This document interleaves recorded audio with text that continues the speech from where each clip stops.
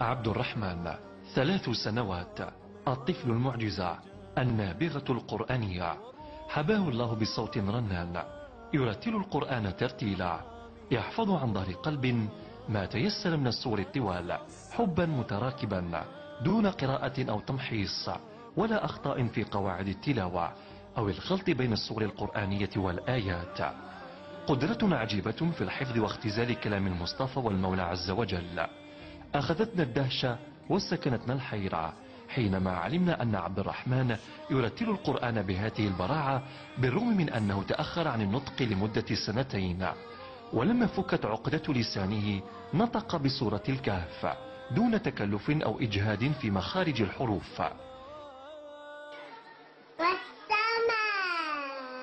والطارق وما أدراك ما الطارق النجم الثاقب إن كل نفس لما عليها حافظ فلينظر الإنسان مما خلق من ماء دافق يخرج من بين الصلب والترائب إنه على وجهه لقادر يوم تبلى السرائر.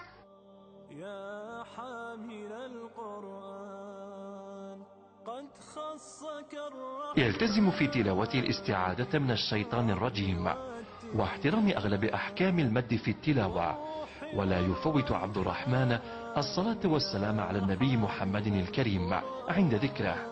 أما دعاء ختم القرآن فهو مهضوم بالنسبة إليه غير منقوص.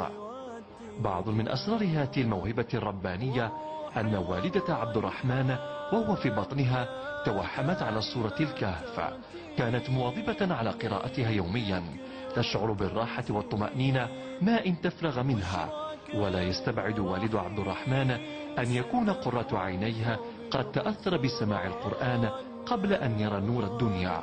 الآيات في الجمع والخلوات تزهو بك السماوات.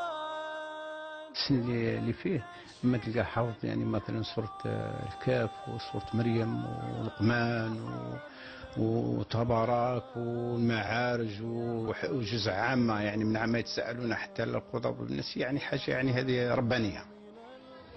الملاك الحافظ لكتاب الله لم يرتد مدرسة قرآنية ولا مسجدا، لا تفارقه المعوذتين، ولا ينام قبل أن يقرأ الأذكار.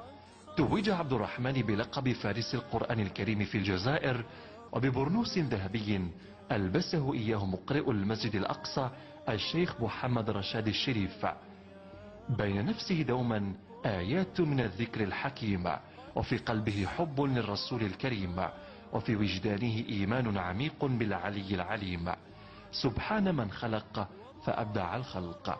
حفظ الله عبد الرحمن ورعاه. فأشارت إليه قالوا كيف نكلم من كان في المهد صبيا قال إني عبد الله آتاني الكتاب وجعلني نبيا وجعلني مباركا أينما كنت وأوصاني بالصلاة والزكاة ما دمت حيا وبرا بوالدتي ولا عني جبارا تقيا والسلام علي يوم ولدت ويوم أموت ويوم أبعث حيا ذلك عيسى بن مريم قول الحق الذي فيه يمترون ما كان لله أن يتخذ من ولد سبحانه إذا قضى أمرا إنما يقول له كن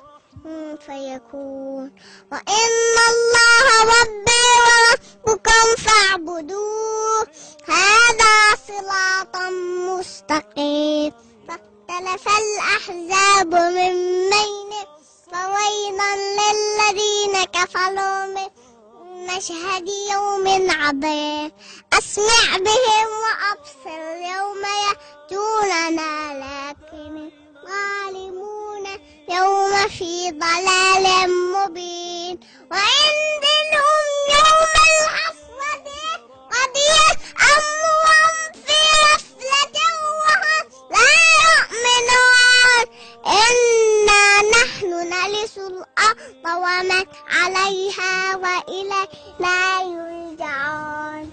ما شاء اللهم انفعنا وارفعنا بالقرآن العظيم الذي رفع مكانه وأيدت سلطانه وقلت يا أعز من قائل سبحانه فإذا قرأناه فاتبع قرآنه ثم إن علينا بيانه أحسن كتبك نظاما تصحح كلاما أبينها حلالا وحراما أحكام البيان ظاهر الملهام أحلى من الزيان للنقصان فيه وعد ووعيد وتخويف وتهديد ويأتيه الباطل من بين يديه ولا من خلفه تنزيل من حكيم حميد.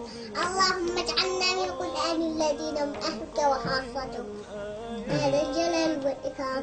اللهم إنا بنو عبيدك بنو إمائك نواصينا بيدك ماض فينا حكمك أبلغ فينا قضاءك. نسألك اللهم بكل اسم ولد سميت به نفسك أنزلته في كتابك وعلمته أحدا من خلقك أو استأثرت به في علم الغيب عندك أن تجعل القرآن العظيم ربيع قلوبنا ونور صدورنا لنا أحزاننا ودنا أحلامنا ذهب همومنا وذمومنا سائقنا ودليلنا إلى جناتك جنات النعيم. اللهم ألبسنا بالحلال وأسكننا بالضلال ودفع به عنا النقم وأصبر علينا به النعم وجعلنا به عند الجزاء من الفائزين عند النعماء من الشافرين ولا تجعلنا ممن استهوته الشياطين فزولته في الدنيا عن الدين فأصبح من النادمين وفي الآخرة من الخاسرين. اللهم إننا هذه ختمة طيبة خالصة وقفلة مباركة على من قرأها وسمعها وأمن على دعائها.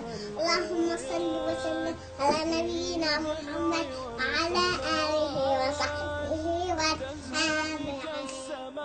السماوات وتنتشر